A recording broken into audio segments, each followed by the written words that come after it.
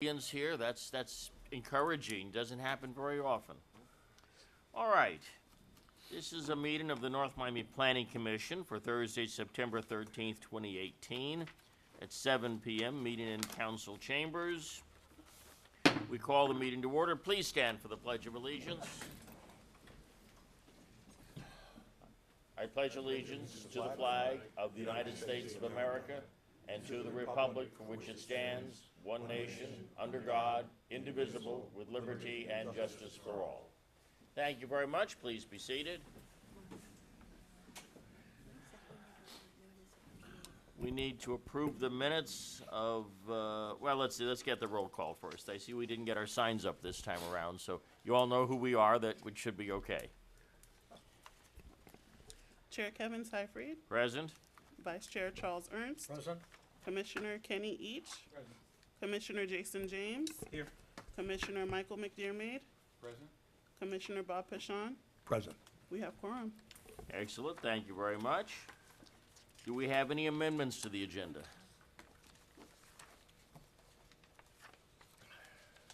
No, we have none, okay. All right, then how about approval of minutes for March 14th, 2018 and July 9th, 2018? We'll take these one by one. So move on Which one memory was that? January, No, it's July. March or July. You're moving on March. March and July. Well, let's take March first. Okay, move to approve the minutes of March. All right, These are corrected minutes, correct, Mr. Chairman? let's hope so. These are the, okay, fine. All right, we have a motion to approve made by Mike McDermott. Do we have a second? Second. Seconded by Charles Ernst. All in favor? Aye. All right, those minutes are approved, and, let's see, where do I sign here? Let's get the last page up. Here we go. And it's in blue ink this time. Remember to bring the blue pen. Mr. Chair, Yes. so there's some reference in the March 8th minutes about. The March 14th minutes. I'm sorry, March 14th, 2018 minutes about a quorum issue. And there seemed to be some discussion about a prior opinion I had given with respect to quorum. And I only wanted to say that because quorum is so fact-sensitive, that just because a prior opinion was given doesn't mean it applies in every situation, All right. okay? So just for future reference, it's important to rely on the attorneys who are present, and if I'm not present, they are eminently qualified to examine the facts that are particular on that day to the circumstances. So quorum is not necessarily what we would call statutory for this, all right? It varies from meeting to meeting. Well, there's a rule, and the question is, how is it applied? Okay. And sometimes if you're, for example, if you're not taking a vote, you can have a discussion and other people can catch up at the next meeting by examining the record and participating at the next meeting where you would take a vote. So just because you don't have quorum doesn't mean you cannot hear an item or discuss an item, but you may not be able to vote on that item. Can't vote on And that's just an example. But it's not so clear-cut that the rule in one case applies in every single case the same way. Well, it's been the practice of this commission when we don't have quorum to not hear the item because the Right. purpose of the item is to make a vote. Right. And so it's been the practice of this commission all the years I've been on it to sidestep that by acknowledging we don't have quorum and we close the meeting. Are you advising us that we should not do that? Not at all. Okay, fine, so Not at all. the precedent stands for the time being at least. Yeah. All right, there we go, minutes of March 14th, thank you for that, Mr. Held. All right, now the chair will call for a motion on the minutes for July 9th. So move. All right, Mike McDermott moves to approve. Do we have a second? I'll second. Seconded by Bob Pashon, all in favor? Aye. All right, minutes are approved. And we get to sign this in blue ink. I must remember to bring this blue pen every time. Writes reasonably well. Thank you. All right. So now we are ready with, do we have any communications? I presume there are none. Nothing's come in. Okay. No continued public hearings. So we go to item 5. The first public hearing is on PC 5-18.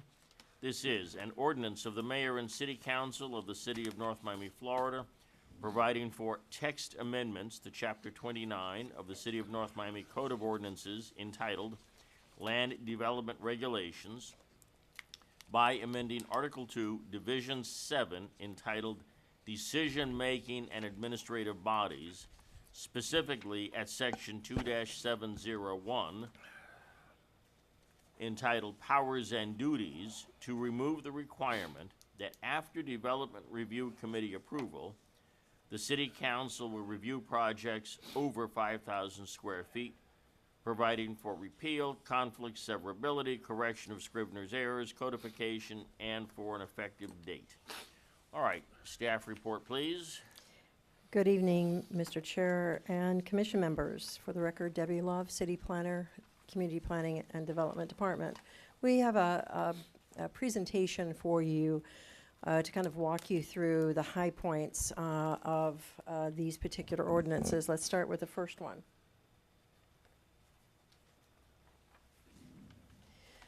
This is amending, as the title said, this is actually amending 2-701, where it was previously proffered within the code that the council, after DRC, would review projects of a certain size. This was sponsored by Mayor Smith Joseph in an effort to streamline the process and reduce the barriers that bureaucratically could hinder redevelopment. This particular process does add additional time to a development project, because after they go to DRC, they didn't then have to wait to get on the agenda for City Council. And it may not always be the first agenda. It just depends upon the city manager and the current agenda as to how long it takes to get on the City Council agenda for review. There are some protections already in the code that, so this becomes quite redundant. Section 3206E requires that when the Development Review Committee begins the review process, that the applications are distributed to the city manager and the mayor and council, and they have an opportunity to review it and make any comment at that time. So we believe that this is a good opportunity and agree with the mayor that this would be an excellent opportunity to take this out so that we can move on quickly through the development projects as they come forward. So we are, as staff, recommending that you recommend to the mayor and city council approval of the deletion as proffered and as sponsored by Mayor Smith Joseph. All right, does that conclude the staff report? That does, sir. Thank you. All right, before we open the public hearing, does any member of the commission have a question for staff? Jason, go ahead. Okay. Very, very quick. So this applies to projects that only, where DRC is the only, or the primary, well, let me back up. This applies to projects that are reviewed administratively, that only require administrative review by DRC, right? For example, what if there's variances or the application has a conditional use permit? Okay. I mean, Thank you for that. That's an excellent question. It has to go through, this is usually DRC is the last step before you go to building permits. oh, So okay. you may have gone through a variance, gone through a conditional use permit application, gone through all of those special exceptions, anything else that needed to come before the various boards or the commission or city council, and then this would have been the last step after DRC because we put them pretty well through the ringer to make sure they meet all the code or any of the conditional use or the variance or the special exception conditions that that may have been applied previously. Okay, so they would have gone through all that stuff already, and those items, if those items require city commission, they still go to city commission and all that other stuff. That's correct. City And council. that doesn't change any of those things because that comes prior to the DRC review. Okay, thank you. All right. So, just Yes, to follow up on our conversation the other day, so the city council will review at some level everything that the DRC looks at. Actually, we just submit everything, whether it's whatever goes to DRC is also distributed to the city manager, who then makes sure that that goes on to city council and the mayor. And that is pursuant to what is actually in our code for that to happen. So it's not even limited to the 5,000 square feet, it's whatever DRC reviews. So, Go ahead. again, you brought up the point. The process was in there. Mainly, this is language because of the fact that it's a redundancy. Is that correct?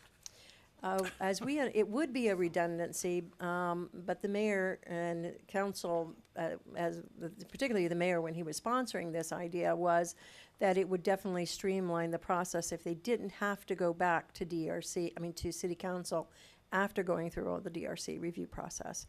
This came up during the LDR process. Right. Because one of the councilmen, there was some project that was developed in his area. west side. And he said he didn't see it, so it all should come before the city council. And without thinking, I think about the law of unintended consequences. Right.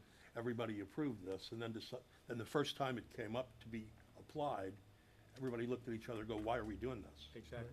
Right. It was the, 135th Street when they knocked the bank down. And All right, well, if that's the case, then if we've heard from staff, let's open the Can I- public can- hearing. can I- Are you ready? Oh, Who was ahead, on, Kenny. who was on the review committee from the city? Public Works Director, yourself, who else? The zoning manager, we have our consulting architect, consulting traffic engineer, consulting landscape architect. We Consulting? have police, they also fire, they have to go through fire, although they're not part of our DRC. So we do have all of the different disciplines within the city reviewing these projects. You know, we had talked about Parks and Rec too, by a the way. design review committee of architects, an architectural design review. We had the ordinance and everything else. I never got to first base with the council. That's a shame, because we should also have that. And it just want, Well, that's why we use our consulting architect. do you? Yes, Okay. sir. All right. Thank you. Yes, sir. all right, any other commissioners have questions for staff at this point? No? I think it's Yes. pretty clear. All right, well, then we'll open the public hearing. Anyone wishing to speak to this item is welcome to come forward. Please line up. We have 2 microphones available, and you can ask you'll each get 3 minutes.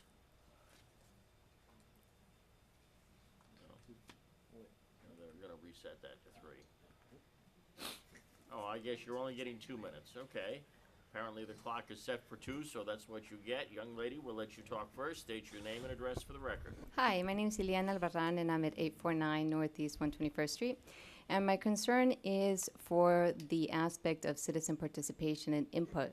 It is during city council meetings that the residents of the city have a chance to voice their concerns and their opinions. And it allows for a moment of transparency for us to see what our city council people are voting and hold them accountable for the direction that they're taking our city. Big projects like this, 5,000 square feet or larger, are the ones that impact our community most and the ones that should have the most regard for citizens. This is a safeguard for transparency and accountability in a representative democracy where we have the input from our wonderful city staff, but we also have the wonderful insight of our residents.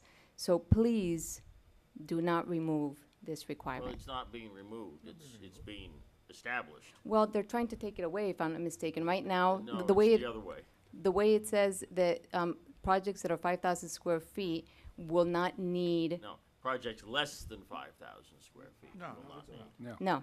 Any project. Any- Projects 5,000 Are we square sure feet about or that? larger will not need to go in front of the city council for final approval after they've been reviewed by the city staff.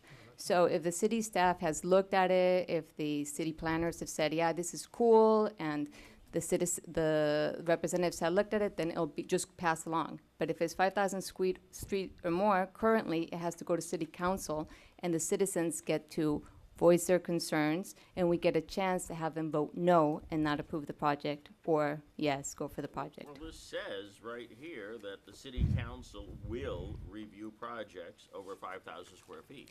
Can we have it read? Because I read the article that was posted in the newspaper.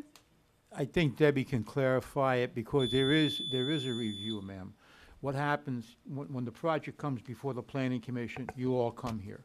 Then it goes to the city council for approval, okay? And then they approve it. Then it goes to the design review committee, and that's when you people take it.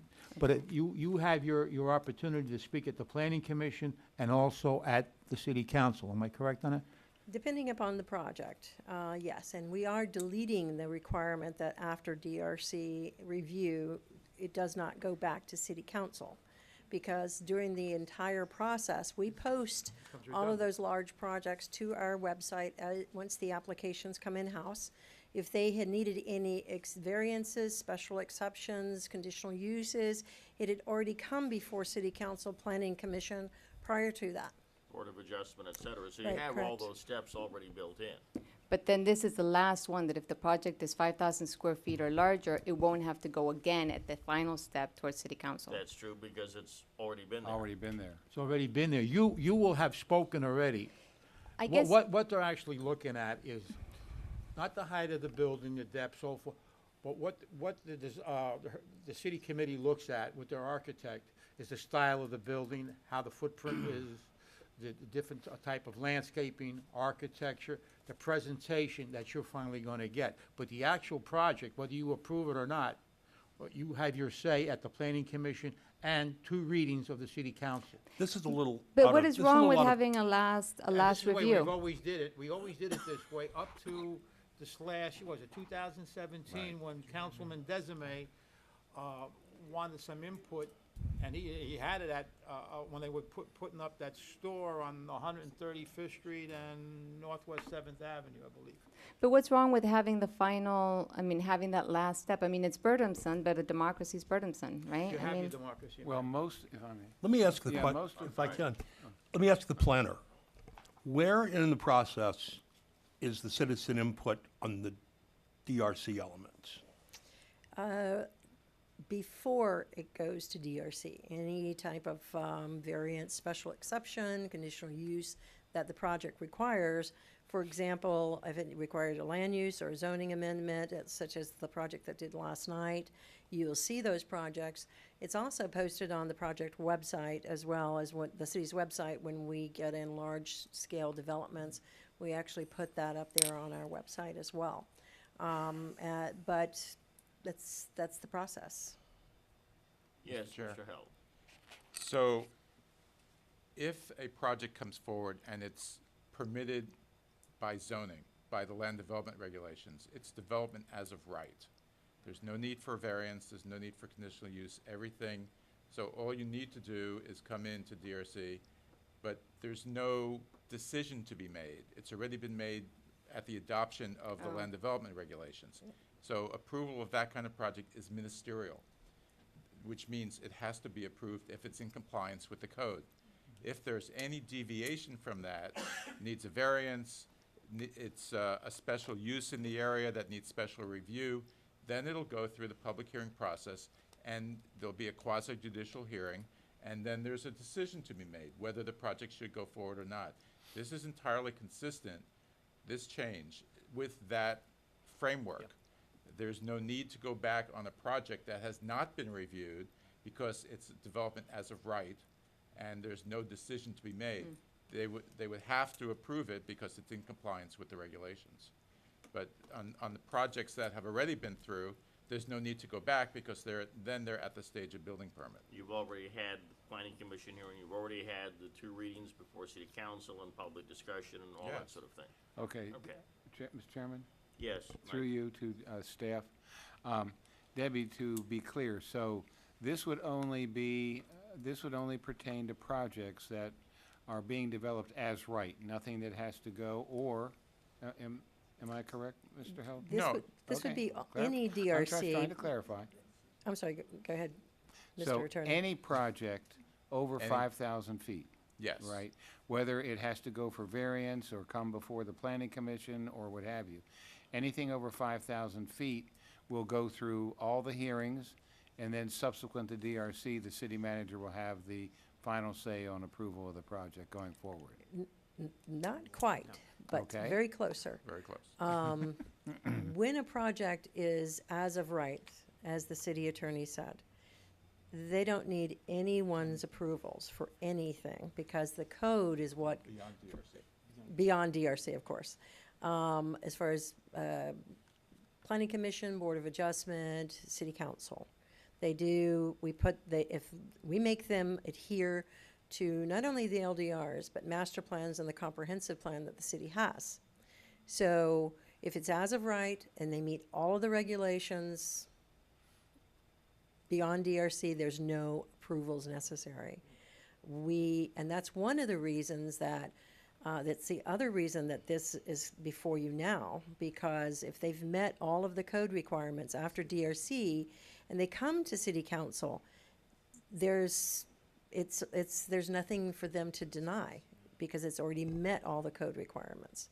Now, if it does have to have any type of approvals, such as last night, such as a zoning or a comprehensive plan map change, variance, special exception, conditional use permit, all of that is all through the public hearing process before it gets to DRC.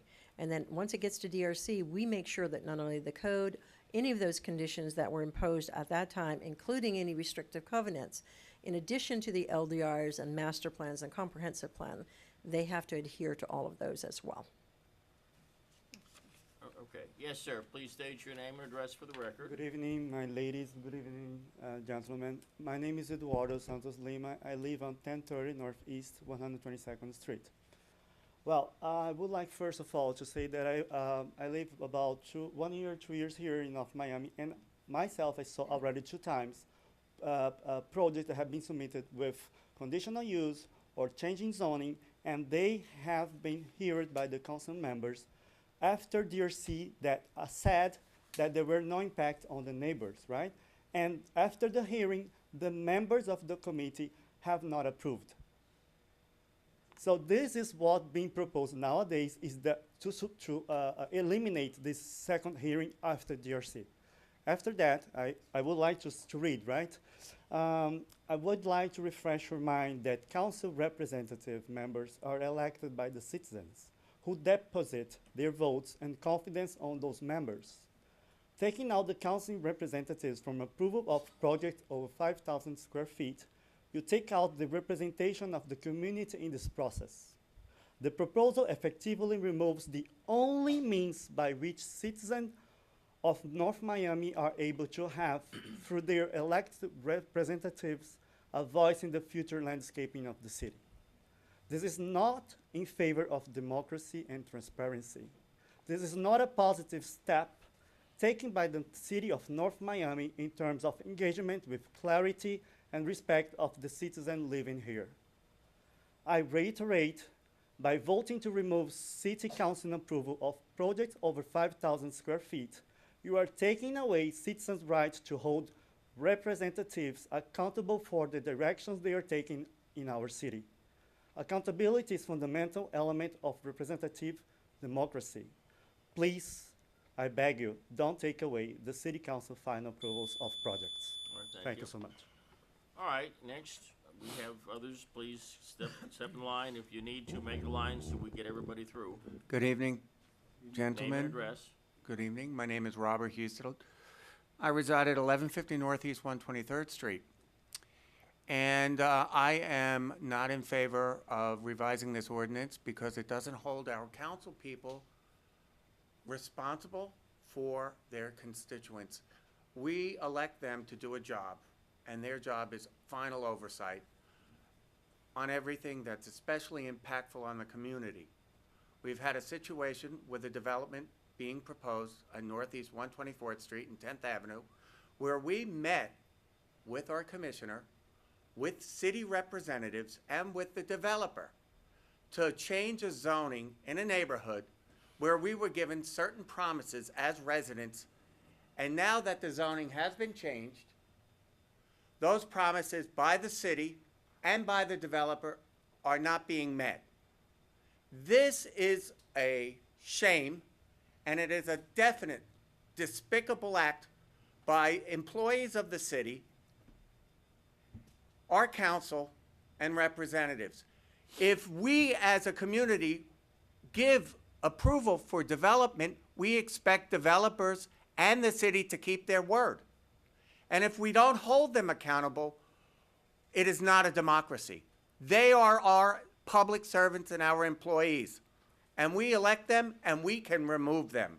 And we ask your help in oversight to see that things are followed according to what is promised, no more, no less. Thank you. All right, thank you very much. Next. There being no further speakers at this time, we have one more. Okay, come on. Good evening. Good Alina evening. Medina, State name and 1270 Northeast 124th Street. I just need, I think it's important that we stay the way it is right now because it's a kind of a way of like checks and balances. And it gives an opportunity to really bring our opinions to the council about whatever is being developed. I think it's the best way to do it. I don't want any changes concerning that. Thank you. All right, thank you. Last call for speakers. Last call, final call, they're hearing none. Public hearing is, Jessica, you coming up to speak? Making or- our way forward. Well, all right, let's get up to the microphone, Jessica.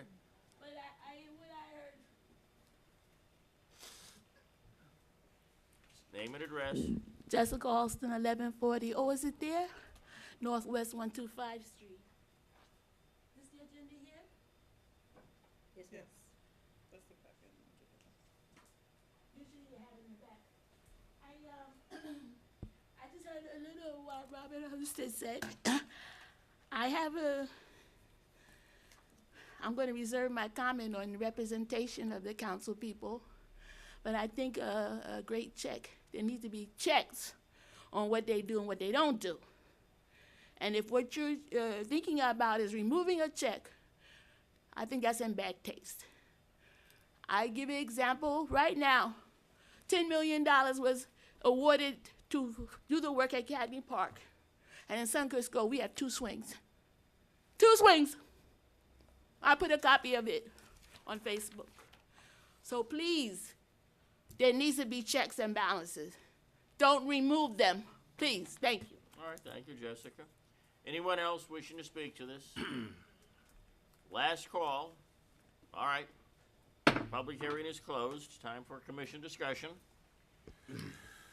I have a question to staff. All right, Jason. One more question, I'm sorry. So, Don't apologize. It's your job. yeah, so I guess if I'm an applicant trying to do a new development that's over 5,000 square feet, and I'm not asking for any variances, I'm proposing a project that meets all the land development regulations that's been specified, accordingly. I'm not asking for any, Board of Adjustment items or anything, and it's just a straightforward project that meets the code for the city of North Miami. Is it necessary for me to go to city council? Right now, yes. Okay, Yes. even though my project meets all the codes and I'm not asking for anything special, if I'm an applicant or I'm a developer, there's an extra step that says I now have to go to city council, even though my project is free of variances and everything like that.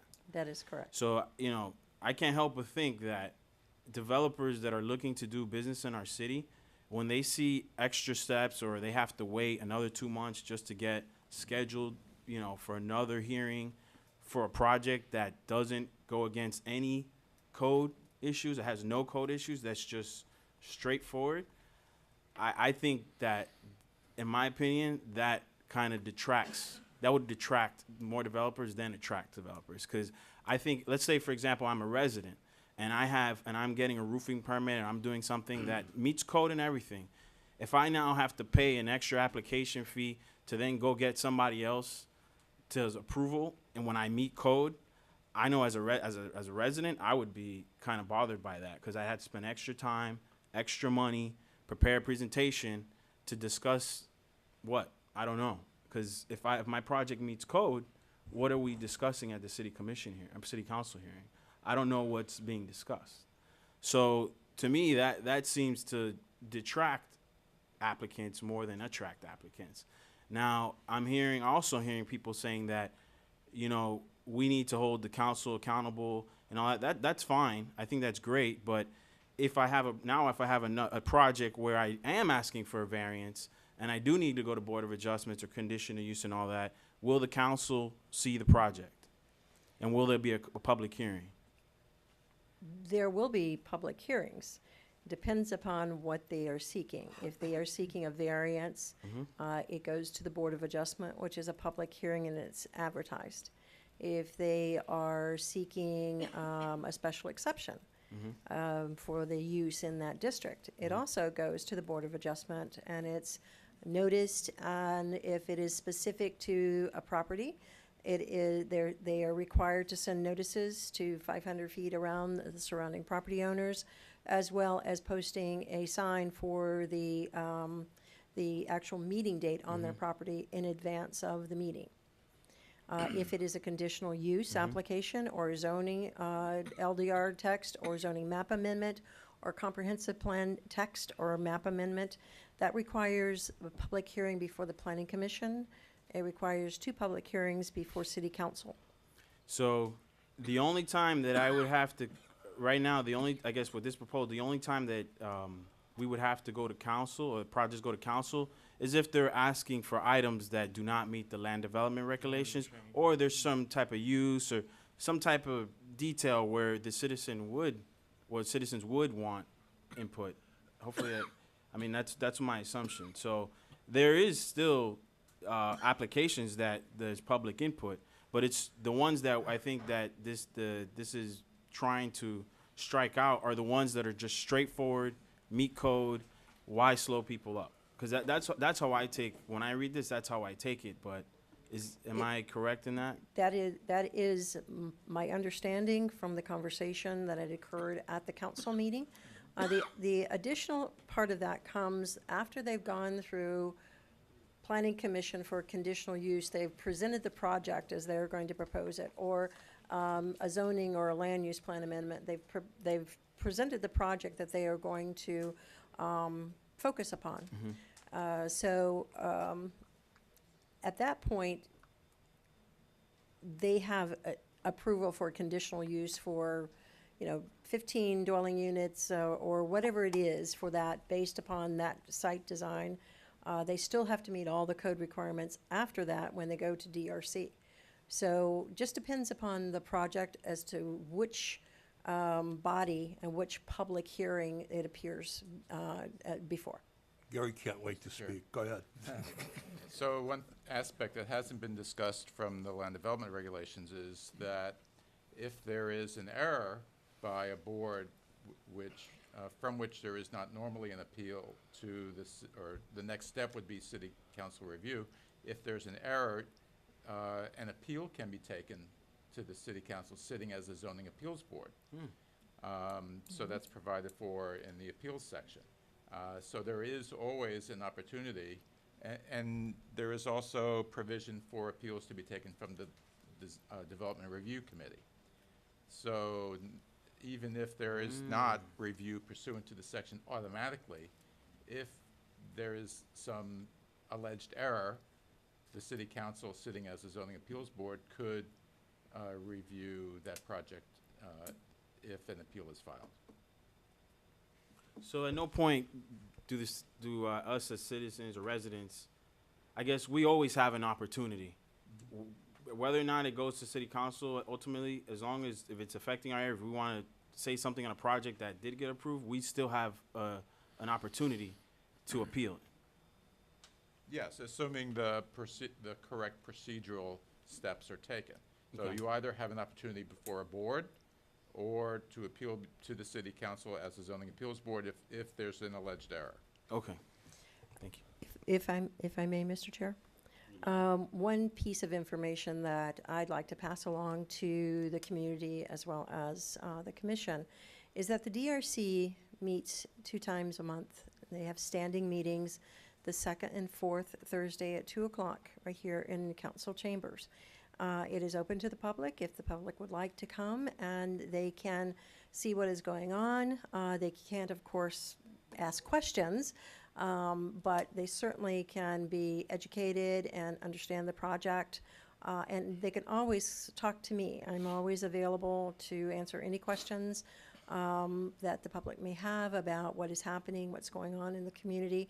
I'm your new city planner, so I'm hoping that the community gives me an opportunity to show that we are wanting to be representative of the community and streamline the process, but also protect the community vision and goals that has been established within the comprehensive plan, as well as all the master plans that have been undertaken in the city. All right, thank you. Mike, if I Yeah. may. I think, my opinion is, I think the process before last year, when the LDRs were amended to go to this, or modified to go to this, offered protections for citizens' input at each step along the way. And that this particular provision was added without a lot of conversation or consideration, and it became something that became pretty apparent soon on that was a redundancy, and a policy board was doing tactical approvals. So I think this is just reversing what might be perceived as a mistake. And somebody made the conversation or observation earlier about using the project on 124th Street as an example. I don't think that project's been approved. I think that still potentially could come back before the city council, and everybody that wants to speak to it can come in and file their opinions, complaints, whatever they think about it. So I think we're just rewriting an error that was made in haste. Yeah, Mr. Chairman? Yes, go ahead, Mike. Yeah, I think it's a redundancy. I think that really is what it is. I don't think when that was changed, they really understood the impact of what that was gonna have time-wise. I know in the last 4 or 5 years that the major projects that have come before the city, there's always been public workshops of one sort or another, sometimes 2, 3 public workshops. So the citizens have tremendous opportunities to come and vent their opinions. At first, they get 2 or 3 workshops in the community, then they get, in some cases, 2 readings before the city council where they can get the input. So, you know, I understand what you're saying, that going one more step is just really slowing the process down and you know, is really hindering, you know, development in the city. All right, Mr. Reach? Now, very simply, if I want to put up a 5,000 square foot house, or say a 6,000 square foot house, I meet the setback, I meet the height requirements, I meet everything. Why would I have to have it approved before the city council if it's already in the code of ordinances? That is totally redundant. Now, if somebody has an objection to that 6,000 square foot house, they have what? They can go before what board? The zoning board of appeals, which is actually city council. The zoning board of appeals, which is also, which is exactly, I it's mean, the I have to city meet the council. correct zoning and everything else. I saw, when I hear the citizens say, well, you're taking away our right of input, that's not so. And again, those, an item like that would be posted, or neighbors would be notified of any sort of If I'm change zoned or- for it, if I'm zoned for it, I'm entitled Not for for it. Sure. DRC. But if he's zoned Not, for not it, for but- not for DRC. DRC, if this is an as of if right, he's- Right, is it, if it's as right. permitted as of right, correct, there's no, right. although we, if it's a very large project and it's as of right, we do put them up on our city's website. Right. Again, if they are large and they are of right, we do, in fact, take that step Yes, sir. to notify that project. We do put them up on our website. Website. That is a goal that we have continued, that I, as the city planner, plan to continue. Right, okay. All right, Thank is you. there any further So- discussion on this item? In which case, the chair will call for a motion. So moved. We're moving for approval on this? I'll second it. All right, we have a motion to approve by Kenny H., a second by Charles Ernst. Any further discussion? No? Then all in favor? Aye. Aye, okay, that disapproved. Thank you. All right, ready for PC 6-18. This is an ordinance of the mayor and city council of the city of North Miami, Florida, providing for text amendments to chapter 29 of the city of North Miami Code of Ordinances entitled Land Development Regulations by amending Article 4, Division 2, entitled Zoning Districts, specifically at section 4-203, entitled Minimum Standards of Development, to include additional setback, restricting uses, increasing buffering, and limiting building orientation and height requirements for certain M1 zoned parcels, providing for repeal, conflict, severability, correction of Scrivener's errors, and for an effective date. Staff report, please. Yes, this item, PC 618, as you read in the title, it really is to provide additional buffering. As you can see here on the PowerPoint, the parcels that are arrowed through, previously they were zoned R2 for single-family homes. So you still have some single-family homes there, but they were changed, that zoning, that land use and zoning, the land use was changed in 2007, and the zoning finally caught up with it as a requirement by law. So Councilman Galvin had requested and was concerned about the fact that these are single-family homes, which is one of your lowest intensity and uses in the city, adjacent to what is your highest intensity use within a city, in any community. So buffering between differing uses now just requires landscaping, a certain amount of landscaping. The concern was at the street that you see here, 12th Court, 12th Place, is a rather narrow street. I've driven it, I've walked it, and as a narrow street adjacent to an industrial, technically in our industrial district, you could have something like a gravel transfer place where they could be dumping gravel, all the dust everywhere, noise, big trucks going in and out, and things outside. Outdoor storage is a use in M1. So one of the first tasks that I undertook was to take a look at those conditions, took a look at the sites, and then drafted the language that would create some additional buffering and limitations, including allowing better transition between the neighborhood. For example, let's take a look at the actual ordinance.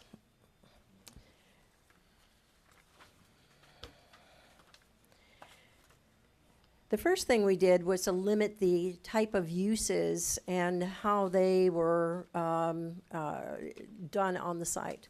They have to be within an enclosed building. The building has to be designed so that dust and gas and noise is kept within the building.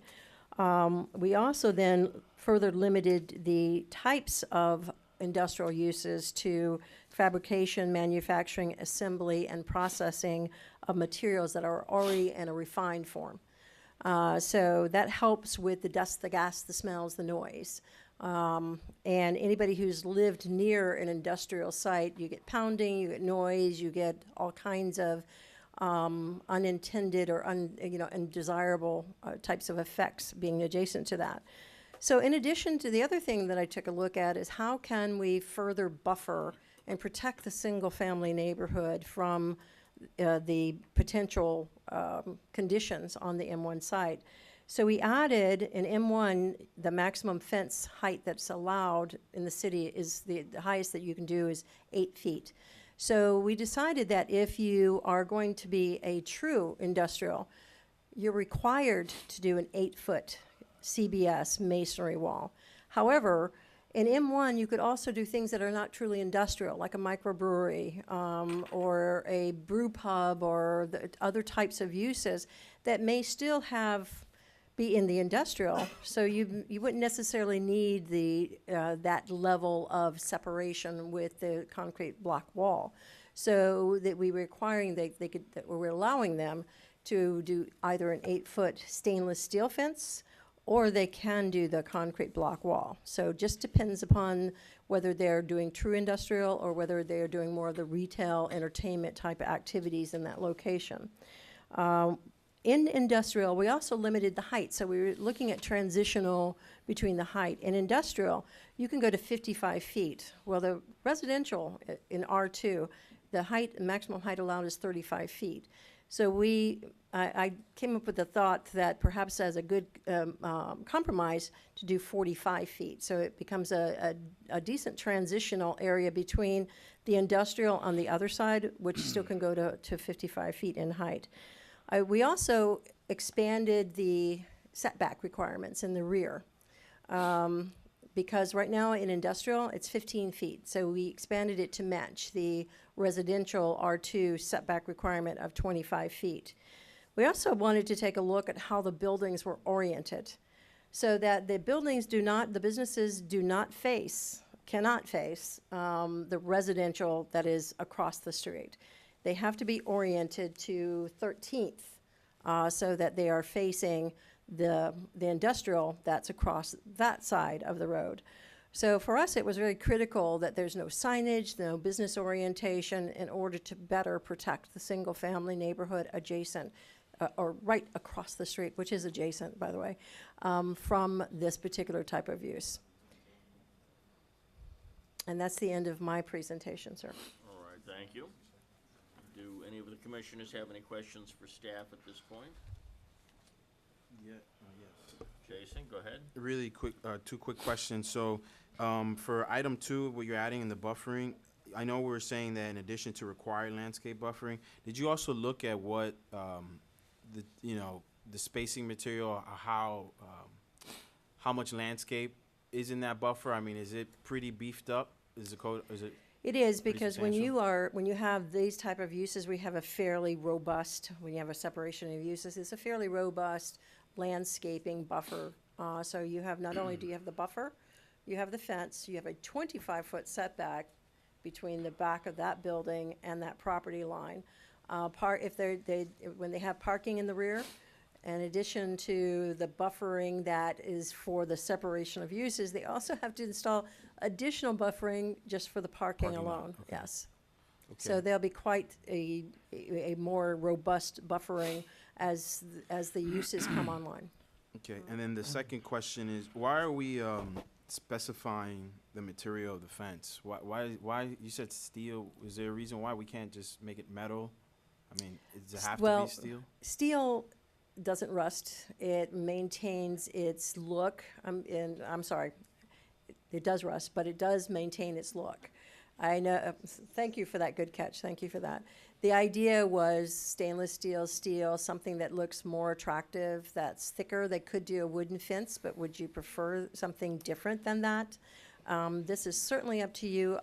We're certainly not married to any. The idea was that it's more attractive. It needs to be more attractive, and even if it's a concrete block wall that's installed, the code also requires that on the outside facing, there has to be landscaping, and that's part of our landscape code already. So there would be no, I mean, the intent of what we're trying to change here would still be preserved if we just change that language from an 8-foot steel fence to just an 8-foot metal fence? It's up to you all. The Okay. idea with the steel fence was that if you say metal fence, metal could be picket metal. I don't think that's Which- allowed by code. Pick the little spikes? No. When I say picket metal Oh, like fence. chain link? No, it could be chain link, by the way, in M1, it's, but I'm talking about Picket. those, you've seen them, they're like pickets, Okay. right? I think So I- if you want don't, complete coverage. Yeah. right, if you don't specify, Yeah, yeah. right, yeah. are you following They're me? made out of metal. So see. that really doesn't do the idea of visual buffering as well. So I'm also looking at visual buffering for the community. Basically, you're arguing for a solid fence. A solid fence, right, something that, A solid metal fence. a solid metal fence. yes. It could be, if you all say wood is fine, that's don't up think to, wood- up to you all. But I just- it's really it really helps with sound, from what I understand from the engineers I've talked to. It also helps with sound buffering as well. I'm, good idea. I'm just a little surprised we didn't say a solid steel blue fence, because we seem like we try to we've tried to do the design review piece here on all the property. And I looked at all of the setbacks along the areas you've mentioned, like on the east side of Biscayne Boulevard. That's a buffer between those commercial businesses and 900 homes. And we don't have any of this level of detail in it. So I just think we've potentially overreached with this. And my other objection is I look at the permitted uses, and if you go to the zoning districts table, the types of uses permitted in areas, there's 2 pages of things that can be permitted in an industrial neighborhood. That's true. And there's one whole section dedicated to industrial uses. And it's interesting you mentioned microbrewery, because microbreweries are their own designated use, but we don't list it here. Everything that I'll read it. All industrial uses shall be limited to fabrication, manufacturing, assembly, or processing of materials that are in a refined form and located in structures designed to prevent escape of smoke, gas, odor, dust, noise, etc. So a nursery is allowed in a industrial area. If you look in our, how we divvy up industrial, we have nurseries, we have some other types of heavy versus light industrial activities. So we're trying to focus on those type of industrial activities that could cause some major conflicts and challenges for the adjacent community. A greenhouse? A greenhouse is not, would not have that heavy industrial activity. We so don't allow it. It would fall under, I'm not even looking at the list of uses, but if it doesn't fall under the industrial uses, then it doesn't require the concrete block, but it's still required because it's M1. Because but it's you- M1, I'm it not has talking to about have the that. fence right now. I'm talking about the uses that you've allowed in the ordinance are I think the The language of the industrial ordinance uses. possibly needs to be revised. Okay. Because it seems remarkably overly restrictive and eliminates 2/3 of the uses that the LDRs allow. No, it doesn't. No, it doesn't. It only refines the industrial uses that are allowed. Any other uses that are non-industrial are still allowed. We're only refining the industrial uses shall be limited to. Any of the other uses, it's not touching In the because. LDRs, Yes, sir. I mean, I'm not trying to argue this with you, but in the LDRs, there's a whole section that says industrial type uses. And in that is greenhouse, in that is microbrewery, in that is a research facility. All of those things we have, as a city, have classified as industrial type uses, and they're prohibited. But if you look at our definition of industrial, we have industrial light and we have industrial heavy. My job was to present something for you all to start a conversation, that if you don't like what we're proffering, make your suggestions, and then we'll certainly move those forward. But this is a good conversation to have amongst yourselves. I'm just here to provide you any information you need to help you make your decisions and your recommendations. To me, it looks like we're only limiting the industrial. Oh, I'm sorry. So to me, when I read this, when I read industrial uses shall be limited to fabrication, manufacturing. So we have this long list, but the only ones that this will really apply to or refined are the ones that deal with fabrication, manufacturing, assembly, or processing of materials. Is that correct? And that falls under your heavy industrial, Oh, heavy heavy industrial type uses. Okay. It was more to protect for those type of uses. And if the Commissioner Pichon has some suggested language, I'm more than willing to have your discussion What- and you all help make that decision how I'm you not want trying to to tweak wordsmith it. this to death right now, but what I think needs to be allowed is the industrial uses. We've eliminated dry cleaning plants, which is, I understand all of that. But we should allow the basic industrial uses that we're allowing, and with the stipulation that industrial uses with fabrication, manufacturing, or assembly, processing of materials, et cetera, must be enclosed. Because the nursery doesn't need to be enclosed. And it's listed under industrial uses. But the way this reads, it's not allowed. So I would just list these items that we think is heavy industry, and either prohibit them if that's your desire, or make sure that they're enclosed, if that's the desire. But to eliminate broadly everything else, I think is being a little, Well, that was certainly not the intent, because as I mentioned to you before, if they're not what is defined, we only have these categories. They're not how we define industrial. We don't put microbreweries, we put them at, like, for example, depending upon if it's a brew pub. A brew pub, we're not looking at that as the same as a gravel transfer station. then we need to modify the LDRs where it says industrial type uses and remove microbreweries. The better way that we were looking at it as staff is to not have the categories themselves, but just to alphabetize the uses. This had been done before, and it's hard to find things because then everybody does do the same thing. So is this industrial? So we can certainly take a look at that. And what are you suggesting as far as language? Do you have like something that you all can agree to here as a recommendation, so that as we move this to city I mean, council, the there's a only recommendation? Basically, what I just said is that you can eliminate dry cleaning plants, and then all industrial uses of fabrication, manufacturing, assembly, et cetera, will be located in structures designed to prevent the escape of everything you've got listed here. But it doesn't, those are the items that should be enclosed Right. to prevent the escape of all of this, and not to eliminate all the other uses that are allowed in the LDRs. I think Mr. Held would like to interject here at the moment. Mr. Held? Ms. Lau, Yes, sir. so this is applicable in the M1 district. Is it your intention that all other uses in M1 are permitted in this area? That's correct. And so why don't we just say that? That in And just add addition that. to the other uses permitted in the M1 district, industrial uses shall be limited as follows.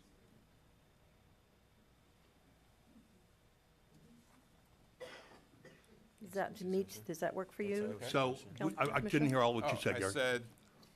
All the other way the uses permitted in the uses, it would M1 say, district? In addition to all other uses permitted in the M1 district, industrial uses shall be limited as follows. And then we'll have this limitation. Something like that. Yeah, and in front of the word structures, we should say enclosed. Yes, that's a good idea.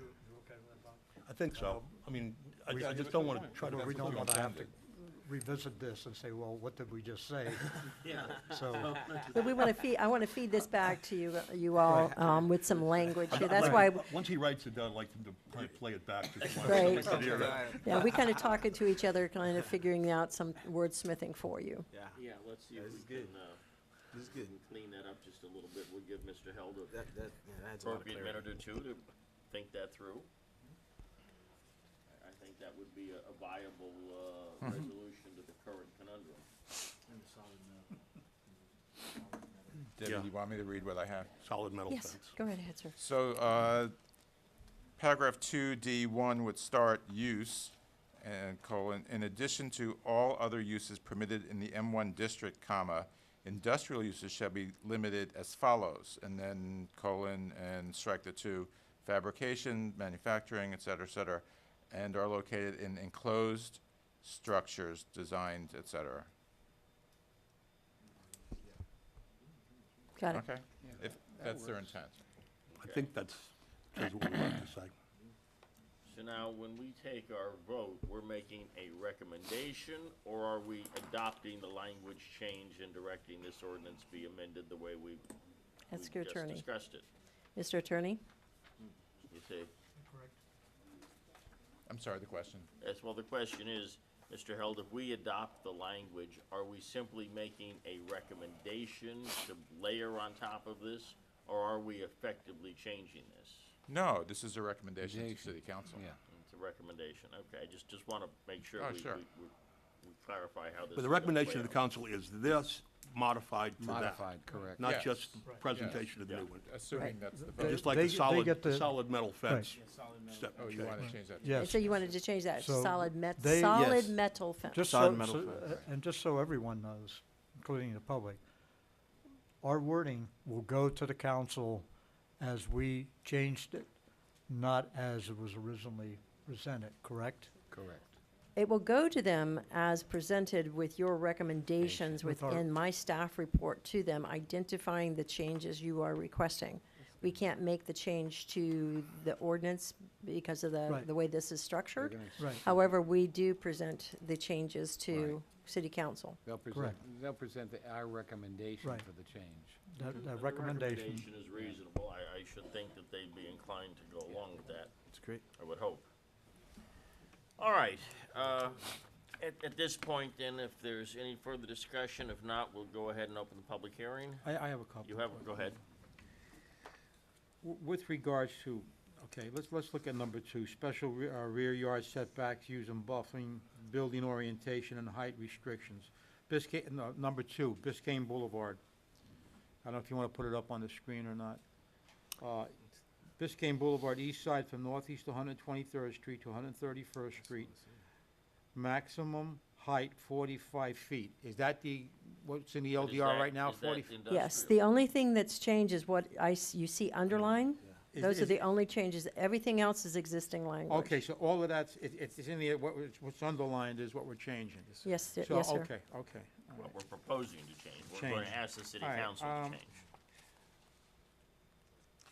I drove through that neighborhood the other day, day before yesterday, and was looking at it. And I think this all came about because of that dry cleaning plant over there, and rightfully so.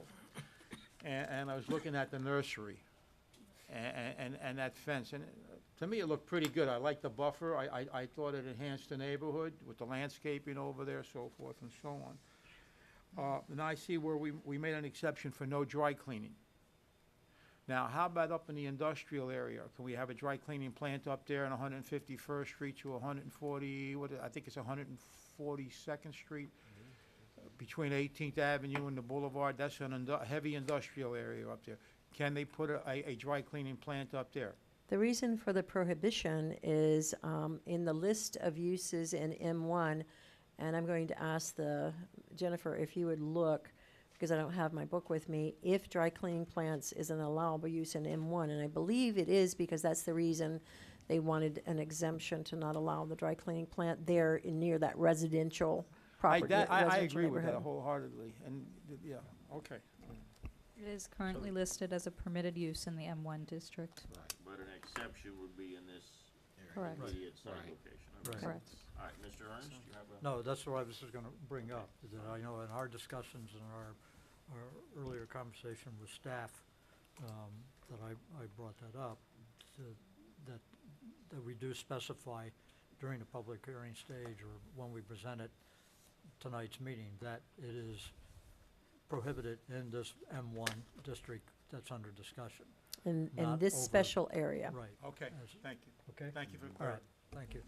All right, so at this point then, we'll open the public hearing. Anyone wishing to speak to this particular ordinance is invited to step forward. We have 2 microphones available, so please line up. Remember to state your name and address for the record. You'll have 2 minutes. Good evening, Commission. Howard Tonkin, 12600 Griffin Boulevard. Also, my business, Urban Habitat, is located at 12304 Northeast 13th Avenue. It seems that this language is specifically crafted to have business going on indoors, inside a building. The agricultural industry, the landscaping industry, is specifically an outdoor business. We require the use of sun and water. And so I question in the big picture of our city why this is before you this evening, that we would have some clunky, awkward language seeming specifically crafted for a purpose to inhibit an outdoor business. And also, you know, it's a very low impact. It's just plants, butterflies. My business, Urban Habitat, is important for our city. We are the only native nursery in the city of Miami. We have over 250 species of rare and endangered plants that provide habitat for birds and butterflies that face extinction. Our work is work that the city should be doing, And we are working with different cities and schools and businesses. Having my business has given me the platform to have a very lucrative and exciting relationship with the Whole Foods company.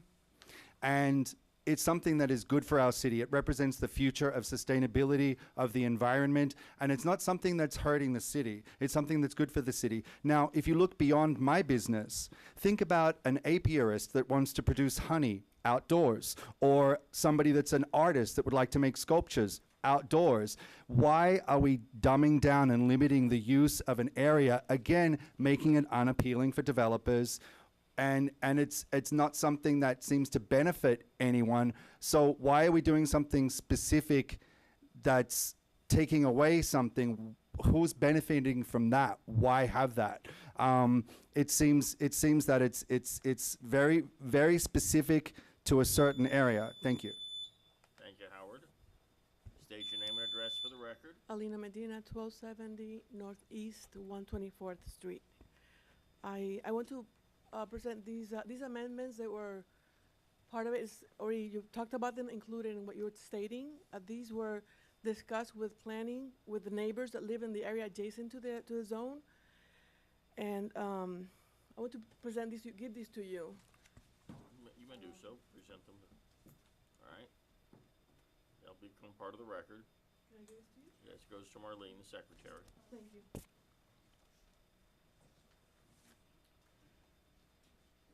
And I hope that the details are included in these amendments that you see there.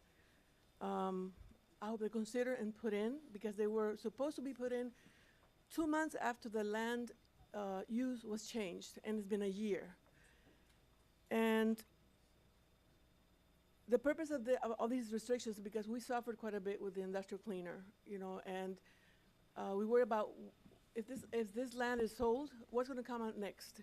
So right now, there's 2 gates in this property that go towards the residential area, and shouldn't be. Those gates are in their place on that fence that was put in. The swale it was supposed to be 25 feet from the road. It's not 25 feet from the road. I mean, it's not supposed to, according to the regulation, that should be. And basically, I just want to say we want to be protected. At least the residents that live next door, we suffered quite a bit for years and fought it.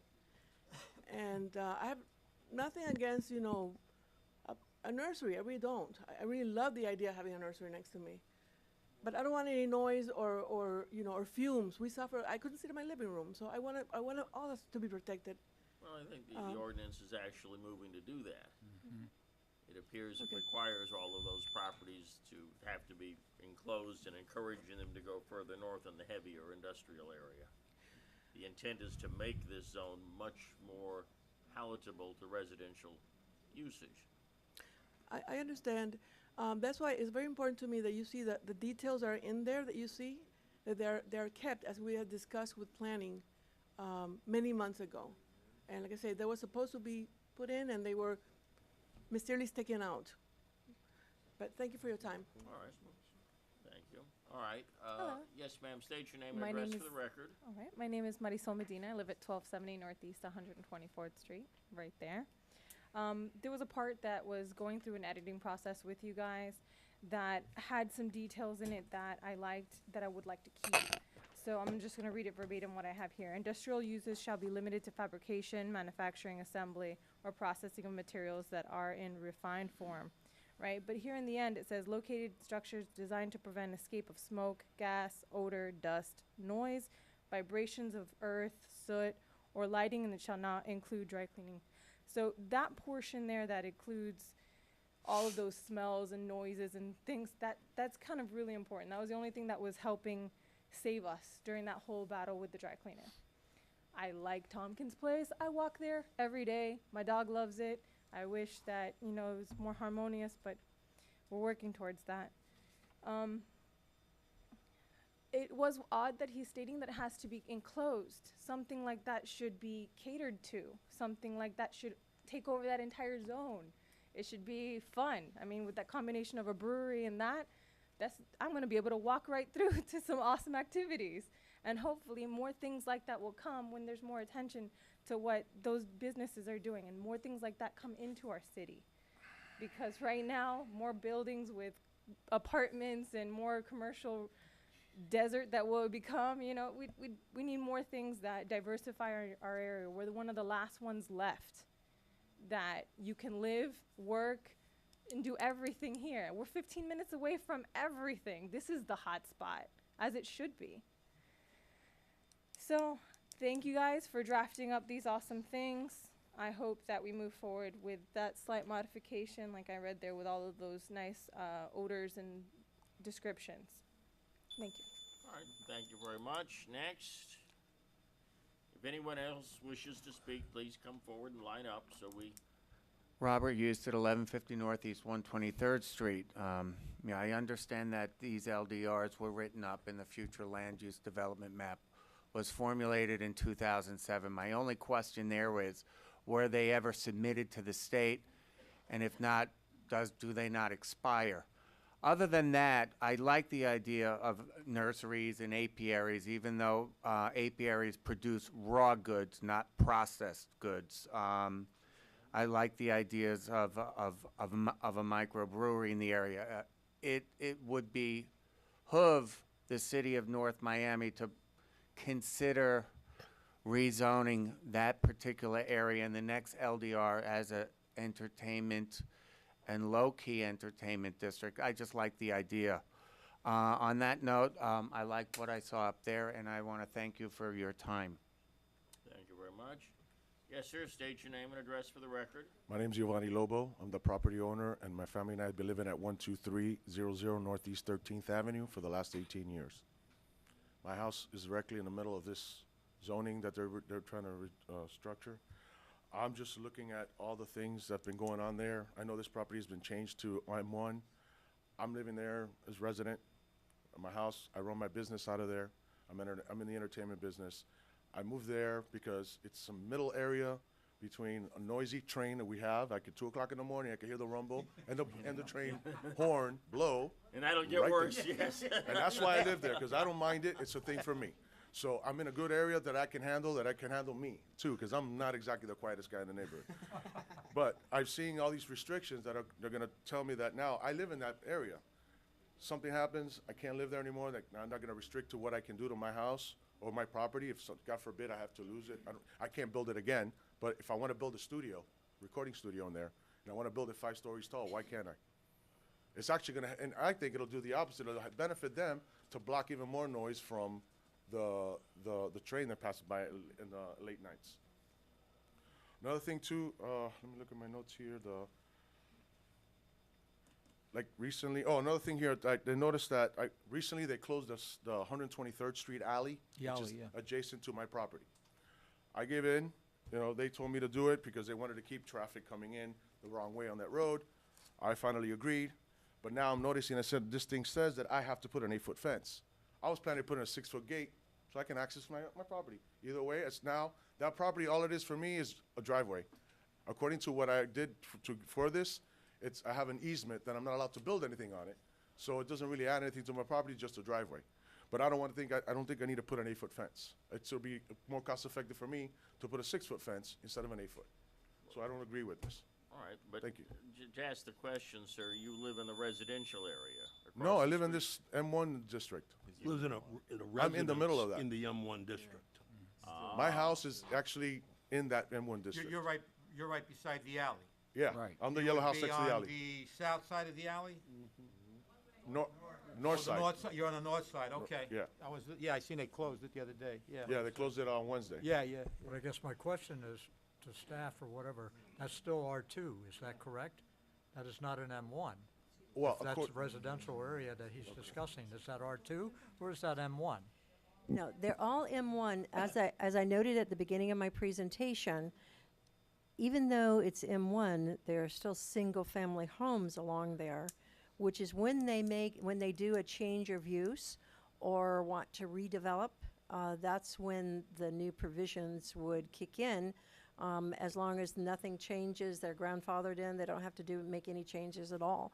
However, if there's a change of use or they're going to expand something, they will then have to come into compliance Well with that. then, if said person was to expand something that is in the M1, and if it's a residential, if it's a structure that's residential, was residential too, when it's still gonna have to conform to the M1 if in fact it changes, if they wanna make improvements in light of the fact that it would then become something that's a part of the M1. In other words, if the gentleman decides he wants to put a factory in M1, because by all rights he does, because it's M1, he would have to conform to everything that's required in the M1. Correct, and that's That the answers same your question, as sir. in Yes, any, it would. yes. That's the same in any zoning district. If you are a Right. non-conforming use he put a fence or up now? structure, if you change the use, if you change how it functions, or say, for example, God forbid, we get hit by a hurricane and it's destroyed by an act of God or something like that, it can be built back. As a So it's resident. grandfathered in. It's only if you try to, yes, it's only, yeah, you can, as long as you don't increase the density or intensity. Now, if you decide that you're going to build a studio, that changes that use, and then you're gonna have to come into compliance, right? Okay. That help? Yes, I got one other thing too, is I noticed that we're being singled out, and there's other industrial areas that are right next to single-family units. How come they're not getting the same treatment? Well, the intent here was to lower the heavy industrial use in order to make it more compatible with the residential area. Oh, I see. We're trying to scale it down, is what we're Okay. trying to do here. Well, it's just, there's other areas that I've noticed on the map that has single-family right next to it, and it's industrial, and I'm pretty sure that they're not getting the same thing that we're No, getting. those issues will be addressed location by location. Okay. All right, thank you for your We're time. trying to be more accommodating to the residents on that strip. That's what we're trying to do here. I got you. All right, so just to clear, I don't have to put an 8-foot fence in? No, you don't have to put them in the fence. You're fine. You're fine. You're fine. You should put a toll bridge And there. if you build charge a people a recording toll to go studio through there. next to the brew pub, I'm sure they would love to have live entertainment if we ever get so lucky to see that happen. Yes. Kevin right. Burns, 2065 Alameda Drive. This particular area of the city has been going through some difficult processes over the last couple of years due to the fact of spot masters, due to the fact that it is zoned M1. There are 6 or 7 single-family homes that do face the west. So it's a very unique piece of property. And it was supposed to be a buffer between the bigger warehouses and the train station and everything else and this area. What I think the staff might be a little reaching a little bit too far. If I had a property there and I wanted to put up a solid steel fence, which you want to require, I'll just go get 4x8 sheets of steel, half-inch steel, weld them up there. I don't have to paint it. I don't have to do anything. And if you want to see what rusty steel looks like in about a month, Wynwood pays a lot of money to have that look. I don't think the people in that neighborhood will want to be looking at that. So when you dictate, if you want to dictate and say, you must have an 8-foot solid fence made out of some particular material, as long as it meets the South Florida building code and it's going to survive 140 miles an hour wind, somebody could be very artistic and make a great design that's pleasing. Why limit it? I would rather see that the fence isn't on the property line, but 10 feet away from the property line, and all the landscaping is on the outside facing the residential, and what somebody does on the inside of their fence on their property is their business. Okay? Because they're paying the taxes, they're paying for the use of that property. When you do 25 feet from one side, 25 feet from the other side, and these lots go anywhere from 75 to 100 feet deep, you're now down to 50 feet. Take the 15 feet on one side or 10 feet on one side and the other side, you're now to about a 50-foot by a 35-foot piece of property that you can actually build on. You are taking away somebody's valuable property, and I think this staff is overreaching, and I think this is something that needs to be addressed. And as far as, and Mr. Chairman, I'll indulge on you for a second more, industrial uses is our catch-all where we don't know where to put everything else. Okay? And we need that. Every good city has to have an industrial zone where you can put the stuff that you don't want next door to your house. And as far as odors and gas and so forth, now Durham and the state regulates that. You cannot have paint fumes anymore. You cannot have dry cleaning fumes anymore. The Durham is the powerhouse, and the state is the powerhouse on that, much more than the city. So, and the fire department. They are not going to allow fumes to go out. And Kenny had Mr. Each had mentioned about a special exception for a dry cleaning plant within the industrial area. That's where we want this stuff. We want the boat builders. We want all that stuff in the industrial area. That's what it is. So you must be very careful when you start limiting what you can put on the M1, because you're going to find yourself in a little bit of trouble. It ought to be the most liberal for the stuff that you don't want anywhere else, and that's quite honestly why you have the M1 district. Thank you. State your name and address for the record, young Hi, lady. my name